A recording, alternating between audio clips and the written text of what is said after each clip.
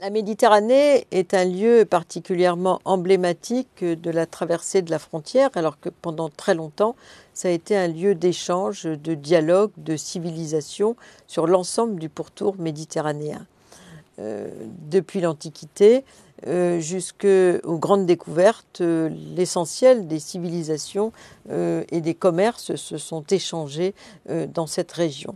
Fernand Braudel, qui a consacré l'essentiel de sa recherche à la Méditerranée, décrit cette mer du milieu des terres comme précisément un creuset d'échange et dit que la Méditerranée a cessé de remplir ce rôle central quand l'Espagne et le Portugal ont entrepris les grandes découvertes et se sont progressivement désintéressés d'une certaine façon de la Méditerranée pour s'intéresser aux nouveaux territoires conquis du Nouveau Monde.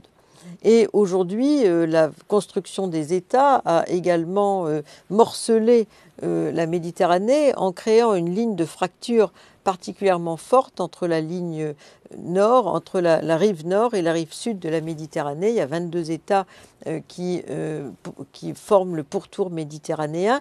C'est une des plus grandes lignes de fracture du monde, économique, politique, sociale, culturelle, d'où l'attraction de traverser la Méditerranée pour réduire ces inégalités. Le géographe Yves Lacoste, qui a lui aussi beaucoup travaillé sur la Méditerranée, dit que c'est la civilisation de la vigne et de l'olivier et qu'on distingue trois Méditerranées. Et cette typologie s'applique aussi à l'analyse des migrations, puisqu'on a d'un côté Maghreb-Europe, qui est une région de migration de travail, transformant aujourd'hui, du fait que la frontière se fait à distance à travers les visas, transformant les pays du pourtour sud méditerranéen qui restent des pays d'émigration en pays d'immigration et de transit, notamment pour les subsahariens. D'un autre côté, on a les pays des Balkans, qui ont été plutôt le territoire des désenchevêtrements ethniques du passé. Certains étaient occupés par l'Empire ottoman, d'autres non. Certains ont été occupés par l'Autriche-Hongrie, d'autres non. Mais plus récemment, il y a eu la guerre de l'ex-Yougoslavie. Il y a eu certains pays qui sont entrés dans l'Union européenne, comme la Slovénie et la Croatie. Et donc, toute une série de désenchevêtrements ethniques. Et le plus emblématique, ça a été les Albanais, puisque les Albanais sont également nombreux en Grèce et en Italie. Ils ont commencé à sortir de leurs frontières à partir de 1990-91 dans des cargos bondés qui ont fait le tour du monde en termes d'image. Et puis, il y a le Proche-Orient, qui est... donc la Turquie fait partie des Balkans. La Turquie, aujourd'hui, est un grand pôle migratoire le plus important en Méditerranée, puisque c'est une importante terre d'émigration. On a 4,5 millions de Turcs qui sont installés en Europe aujourd'hui.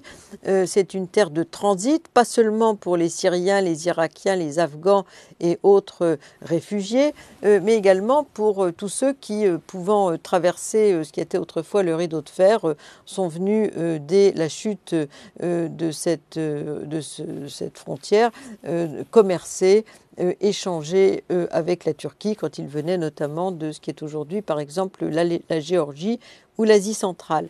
Et puis également c'est une terre donc d'immigration, puisqu'aujourd'hui donc sur les 5 millions de Syriens qui ont quitté leur territoire, 3 millions sont installés en Turquie.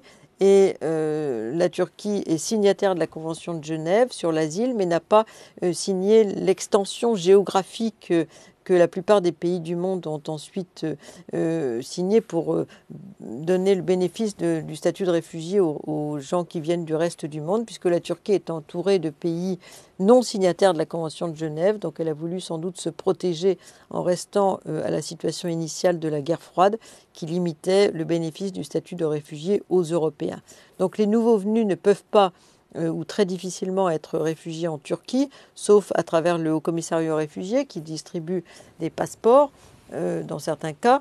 Mais la plupart des Syriens qui sont accueillis en Turquie veulent traverser donc la frontière grecque et arrivent dans ce qu'on appelle la Thrace, donc une région turque mais devenue grecque. Donc là aussi, les frontières ne sont pas aussi fortes qu'on le dit, puisque c'est la même population qui n'a pas dû donc se plier aux échanges de population entre la Grèce et la Turquie en 1923. Les Grecs de Turquie sont repartis en Grèce, les Turcs de Grèce sont repartis en Turquie, mais pas les populations de la Thrace. Donc ce sont des Turcs musulmans qui sont devenus grecs et qui échangent et trafiquent aussi un petit peu les passages de frontières dans cette région du nord de la Grèce.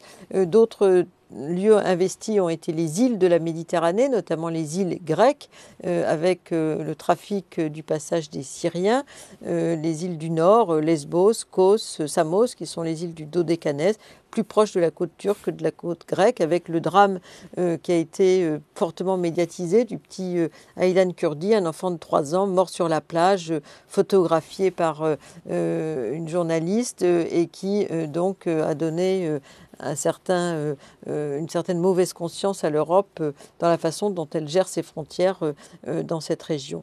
Donc en fait, pour la Méditerranée, la frontière est devenue centrale. Le système Frontex de contrôle des frontières patrouille pour l'essentiel en Méditerranée. La Méditerranée, c'est aussi le lieu de la frontière à distance dans les pays de départ à travers le visa Schengen, le système d'information Schengen où on fait entrer dans l'informatique tous les indésirables, entre guillemets, qui sont les sans-papiers, les déboutés du droit d'asile et les délinquants.